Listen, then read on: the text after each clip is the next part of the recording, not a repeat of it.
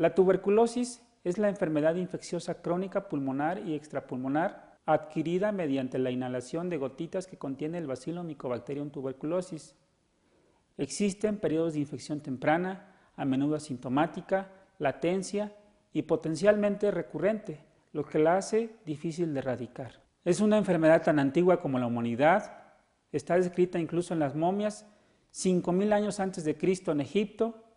El concepto de contagiosidad de la enfermedad no se tuvo conocimiento sino hasta el siglo XVIII. Durante este tiempo es obvio que la enfermedad se diseminó. Roberto Koch, en 1882, fue quien identificó el agente etiológico.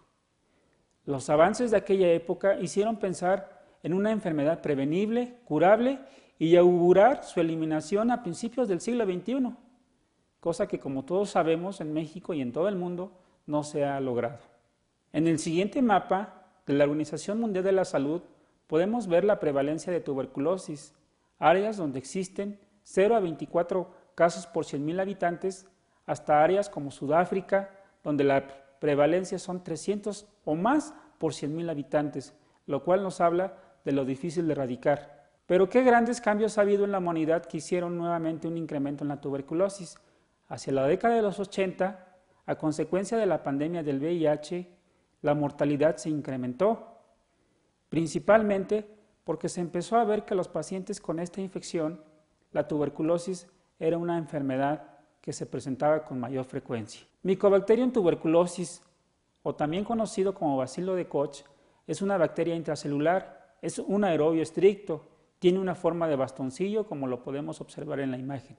Su tamaño es muy pequeño, mide de 0.5 micromicras a 0.3. Resiste la decoloración con alcohol y ácido, por eso lo podemos ver en las tensiones de Ziehl-Neelsen.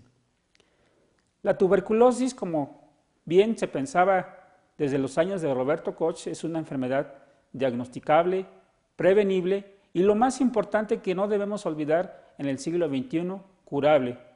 Existen afortunadamente múltiples fármacos para tratarlo, lo que necesitamos es tiempo y una adherencia al tratamiento. Existen múltiples esquemas de manejo de tuberculosis. Tenemos que conocer cuál es el esquema más seguro y efectivo en el tiempo más corto para disminuir la etapa bacilífera del paciente y con esto la propagación de la enfermedad.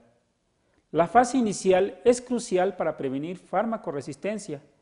Con un buen tratamiento y una buena adherencia al mismo, la tasa de curación llega a ser hasta del 95% en los casos de tuberculosis fármaco-sensible.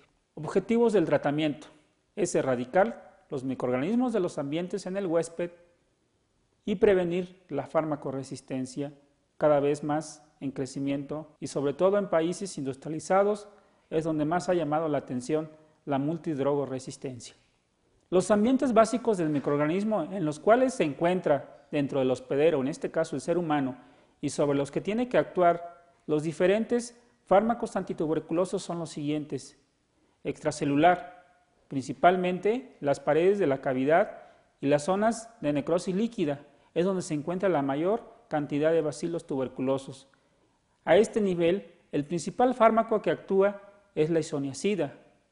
A nivel extracelular, pero en este caso el Casium, los bacilos están semidormidos. Aquí principalmente vamos a tener acción de la rifampicina. Y a nivel intracelular, bacilos de crecimiento lento también están semidormidos. Pero aquí tenemos la ventaja de que estos se encuentran en los fagosomas de los macrófagos, donde hay un pH ácido, generalmente de 5.5, el principal sitio de acción para la piracinamida. Y hay también organismos latentes en los granulomas, en los cuales los fármacos antituberculosos muy difícilmente penetrarán. Aquí